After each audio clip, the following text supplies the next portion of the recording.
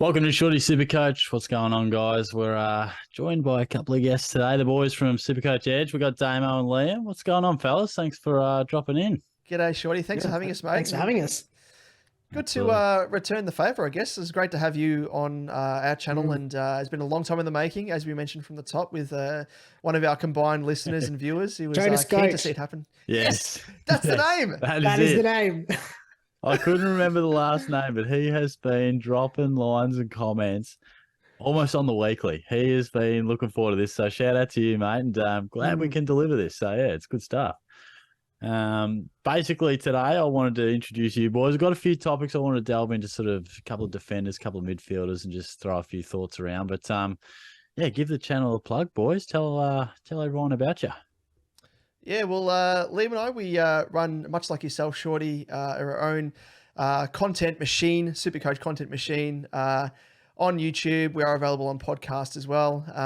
But yeah, you can just jump onto YouTube and search SuperCoach Edge, and you'll find us there. And Liam, you've you know all the social handles in it. I usually throw to Liam. I don't know why for the social handles, because I think I'll probably stuff them up more than anything. But yeah, you can find us on Twitter, Facebook. Liam, you can take the honor for that.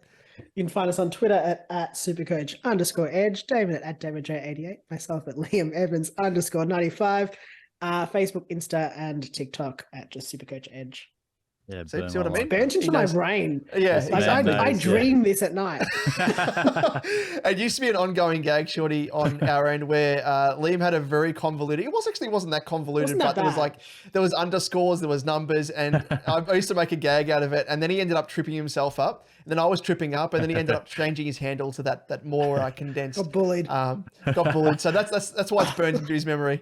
Yeah, no, they do great work here. So get around them, and I particularly like some of the Simpson references as well. I was just watching the other day that one where it was about Flanders, where it was ages ago, but I just saw it again, where the Flanders one, and he gives the bullet to Todd or something like that. Oh yeah.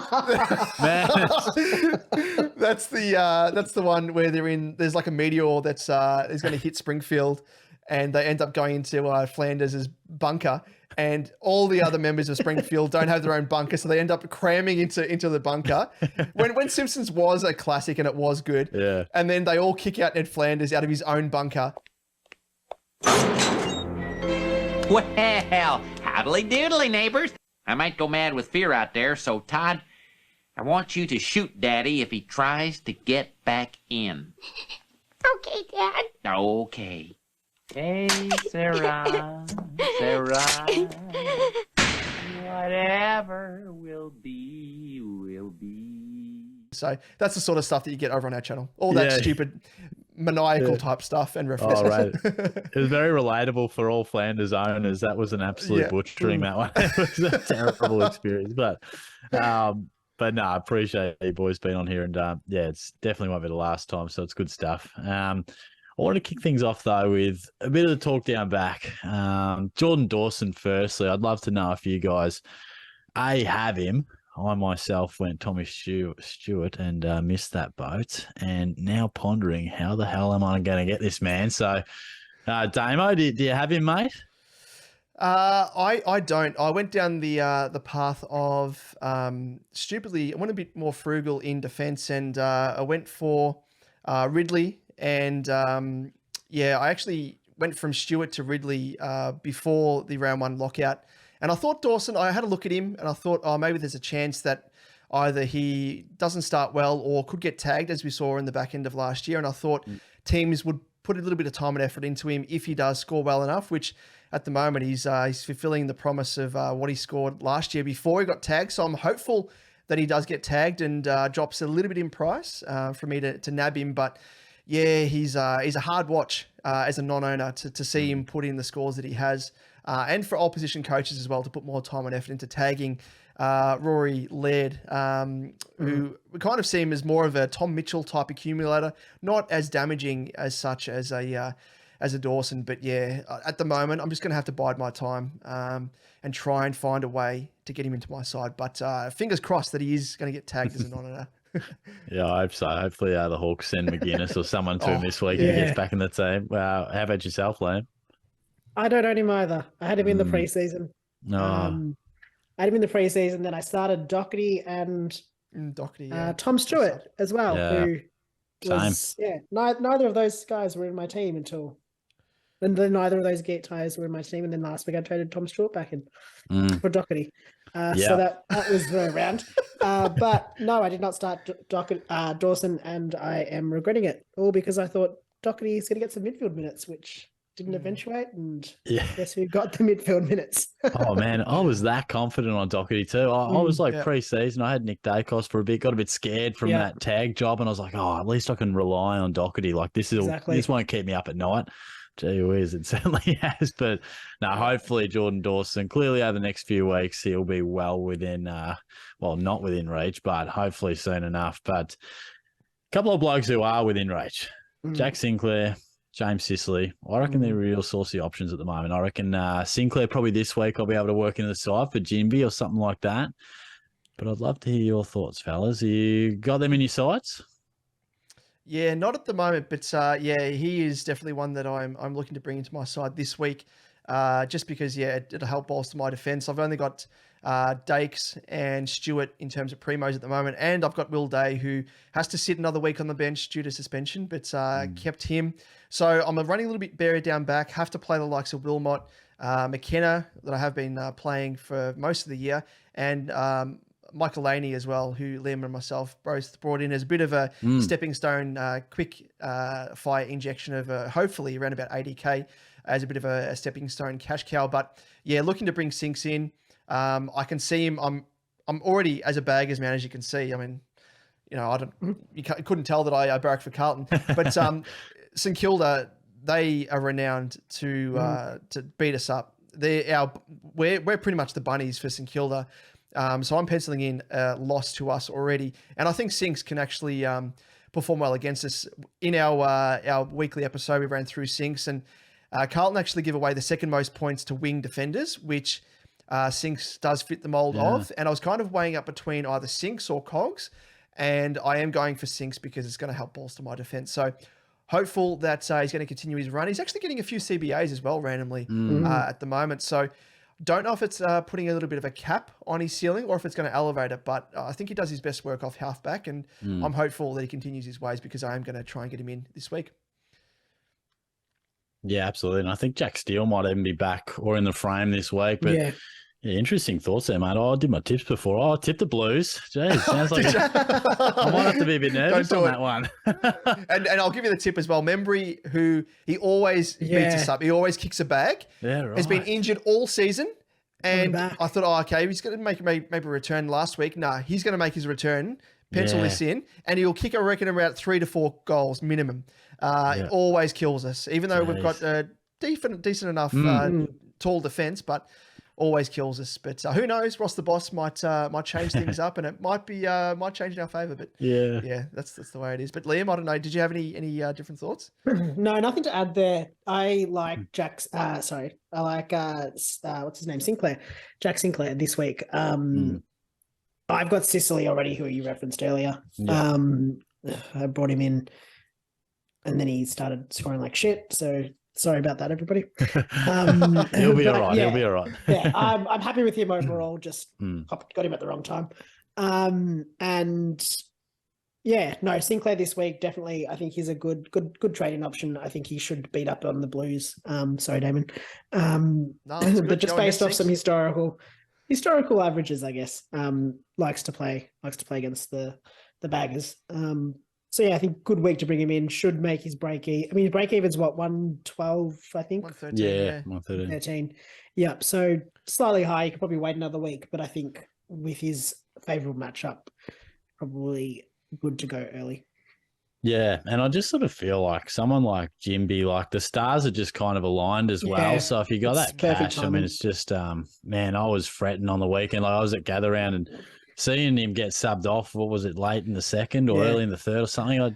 At the game, you don't always realise how guys are scoring. Like I don't always frantically check it. Honestly, I thought he was on about 20-odd, but he had a lot of inside stuff and like 4 or 5 tackles. But yeah, sort of stuff makes you nervous. But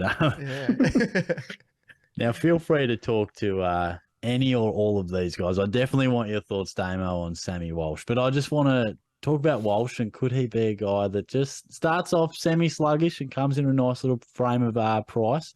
Andy Brayshaw, what's going on there? Is this a nice buy, or is he just out of sorts? And even Callum Mills. Feel free to talk to any of these guys. But I was at the game, Richmond, Sydney. Some serious half-back work for Mills, and he's a class player, still finds a way to score and will float around the midfield. But I don't know, are these guys going to be bargain buyers at a certain time, or are we skeptical, particularly of the latter two? Yeah, well, I'll touch on my boy Walshy. I could talk about him for We'll days. here for a while. Yeah, exactly. No, big fan of him. I am. I mean, he started like a house on fire. First game back as well. Really pleasing to see in terms of his stat sheet. He had 7 tackles and was just a tackling. Just loved a bit of a cuddle. I think he just missed being out in the field there. Had 25 disposals, but a bulk of those were handballs, and he only scored a 104. And I thought I was watching the game live and wasn't really paying too much attention to his score, and saw it post game, and I was like, okay, 104. So that's actually Conversely, I was watching his score. He started really hot early. Yeah. I was surprised by his end score just based off. I think it was like 24 points, like 2 minutes in. Like, it was something nuts. Killed it. So, I mean, as someone that's not desperately wants to bring him in, but I am eyeing him off. I did bring him in late last year and was rewarded with, I mean, the one thing with Walshy that you know that you're going to get is consistency. He's got a high floor. He had a bulk of 100 plus scores, and he's got a really nice ceiling as well. He's just so effective. As we know, he's kind of in the mold of a Nick Dacos, doesn't really waste a possession, and can run all day, which you just love. So, yeah, he's someone that's I'm looking to bring in at some stage, probably a little bit lower down the order, I think, with Tookie Miller, the other running man, as we like to call Took Miller.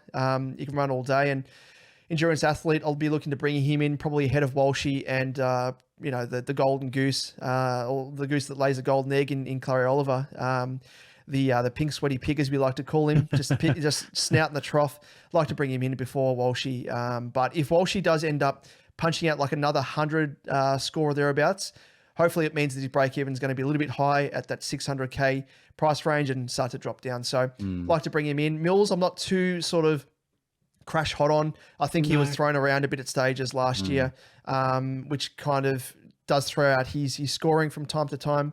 And then Andy Brayshaw, I haven't really even considered. I looked at him in the preseason, but again, I think I've kind of that boat sailed for me. I don't really see him as a I had him last year, and one thing I didn't really like about him was he lacked a bit of a floor and lacked a little bit of a ceiling. So you do have those dips in score, which really did frustrate me last year. And yeah, he's already dropped 75.8K. So, I mean, he's a bargain in that, from that perspective. But yeah, for me, he's probably down the list until he hits a bit of form. I think it was Longmuir mentioned something about him carrying something. He alluded to him having a bit of an issue, and he's building to top form. I don't know the exact quote, but I remember seeing it.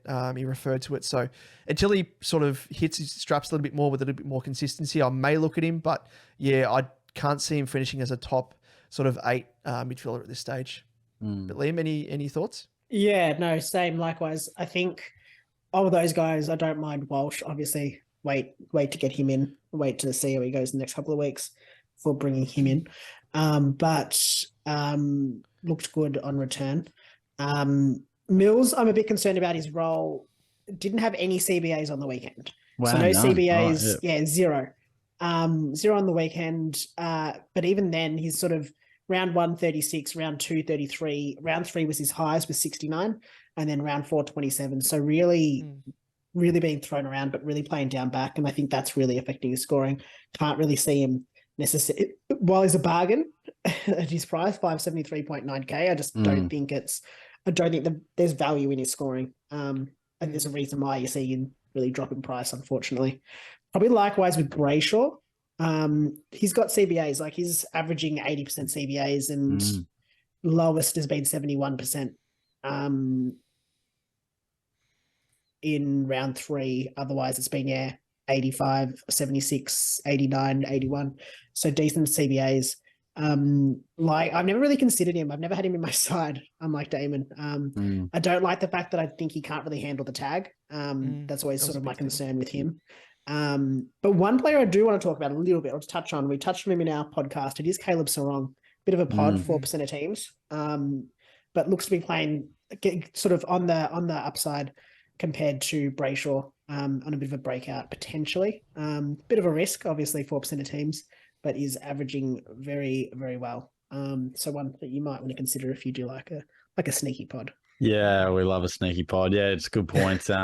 Yeah, one thing we want with our premiums, I mean, particularly in the midfield, is absolute clarity that they're running into that set of bounce. You know, when a goal is kicked, you come back to the telecast, you know they're going to be standing there. And Callum Mills is, such a good player, but he's almost, from a Supercoach point of view, a bit of a victim of how good he is in terms of flexibility. But look, I'm a believer in Brayshaw. I don't think I'll be rushing to bring him in, and he probably does fit somewhere in that top 10 to 14 range of midfielders. At his best, someone might mount an argument for him being, in around the 8 mark. But yeah, I feel like if he got much lower, I could almost be tempted. But I might go diving into Google to find those comments from JL about the fitness there, Damo, because that might certainly help me out. But I guess following along the trend of players who are a touch off but have upside. I mean, Stephen Cornelia. I mean, I'm a big fan. I feel like he's sort of found a way to score poorly this year. Like, I think you look at the numbers, and he's finding the footy. He's centre bounces seem to be fine, tackling, and just finding a way to not quite be the man in terms of Supercoach scoring. But what do you reckon, boys? Is he on the radar for you? Yeah. Yeah, I think he is. I'm not concerned. It's a weird one. It's probably the opposite of Mills. The role's not concerning. It's just the way he's playing. Yeah. As you said, kind of finding a way to not score well. He's getting CBA, so he's not playing. It's not like what we used to fear with Leon Cameron, with him playing as a forward. He's getting 80% CBA. He's averaging 80% CBAs for the season. Lowest was 68. Otherwise, it's been mid to low 80s. Which is nice to see. Just his scoring, unfortunately, I think it's really down to his disposal efficiency not being great, because he's getting the ball quite a lot. So yeah, I think one that you could probably miss this week, plays Brisbane, probably a tougher opponent. He's got a 108 off memory for his break even. So one you could probably give another week to, but he's still a very juicy price, sub 500. Probably not. The only thing that probably goes against him at this stage is just the fact that I'm not necessarily in need of a forward at this stage. I'm probably wanting to bolster my back line and potentially my midfield before worrying about my forwards. But I do like him. Yeah, for sure. How about yourself, Damo? Yeah, well, just quickly before I delve into that, if you jump across to Honeyball AFL on Twitter, he actually posted, it was a quote just going back to about Brayshaw, and it was when Longmuir was featured on 7 News Perth, and the quote was about Brayshaw. He has an issue that he's dealing with, but he's not far off 100%. I don't think he's far away from producing his best. Everyone is carrying niggles, but I'm sure he won't be using that as an excuse. So he sounds like he's carrying something to some extent. And that was on the 12th of April. So last week. Okay. Yeah. So interesting. But yeah, maybe when he's back to 100%, he's just one to look at. Him in. But yeah, just with regards to Cog. So like I mentioned earlier, I was kind of like wrestling between Sinks and Cogs. And I could probably do either or really. Because I could swing Jay-Z or a Sheasel down into defense to take the spot of what Sinks would take, and then bring Cogs in to the forward line. But I think I'm much more comfortable bringing in Sinclair, just because, Cogs has got a little bit of a harder run. He's got Brisbane and then Sydney, I think, next up as well. So in terms of his fixture, I was going to call it Shitchka then, which it is virtually, because he's just got Brizzy and Sydney, going to be tough opponents. So yeah, I'm probably more willing to wait on Cogs potentially not reaching his 108 break even, which I think he probably should. But having said that, he's only surpassed that score once in his past 5 matches, which is round 1 with 143. Aside from that, he's had 107, 58, 71, and a 102. So I think the one thing with him that lets him down is his disposal efficiency. Over his past few games, he's had 67%, 76%, 55%, 70%, and a 78%. So he's been up and down, and that's kind of holding him back, despite the fact that he's getting well over 25, 30 disposals. His kicking has really let him down in his turnovers and stuff. So I'm going to be banking on that, maybe keeping his score a little bit lower so he doesn't really smash out across his break even and go up in score. So looking to bring him in, and I think for those people who do own him, keep him in. There's no use. He's, like Liam mentioned, and you mentioned as well, that he's got that role. It's not as if he's being thrown around the park like Mills. So there's enough to suggest there that we will bounce back at some point. Yeah, it's a crazy game, SuperCoach. Like, it was only round 1 where I think he scored, 140 or something like that. Yeah. And I'm sitting there going, oh man, I missed him. Like, I was thinking about him, like, how do I get this man in? And then, all of a sudden it's not that long, and all of a sudden he's like, people are like, gee, do I trade him out? And it's like, no, just chill. Like, just hold on to him. I'm thinking of bringing him in, like, yeah, it's, we can get a little bit reactive in this lovely game, but yeah, look, boys, it's been a pleasure. Just to finish off, give us a little snapshot of how the side is going over these first 5 rounds. How you're travelling? Thoughts on the overall for yourself?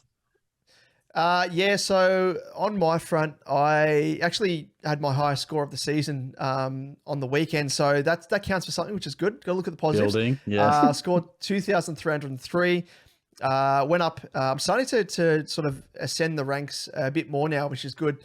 Went up 8.8K to now sit. I'm still not quite happy with it because it is in the, the 5 figures. Ranked 23,969, but had a bit of a slow start. But I do think that a lot of people have the same side or started with the same side. And I think now week on week, as people trade a bit more and there's a bit more sort of differentiating trades amongst different teams, everyone's teams are going to be much different now. So I think there is a bit more ease in climbing the ranks. And as long as you are bringing in the primos, and we are releasing, aside from our usual weekly episodes, they're mini episodes, and we're calling them Team Talk. So delving into our sides with a little bit more detail and looking into the trades that we're doing and sort of strategy. And I started it last week where I'm doing the 2 down, 1 up. So I'm doing that to build in and give me at least a primo, 3 primos over the next 3 weeks, and potentially 4 primos over the next 4 weeks, and going into that routine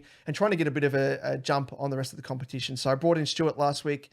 Most likely will be Sinks this week, and then potentially Sicily or Cogs next week, and then so on and so forth, whilst I've got the boost up my sleeve. So I'm using that as a little bit of a different tactic compared to last year, where I held the boost a little bit longer than probably what was required. So yeah, that's pretty much where I'm at. Yeah, nice, mate. How about you, Liam? Yeah, we're going to talk about my season.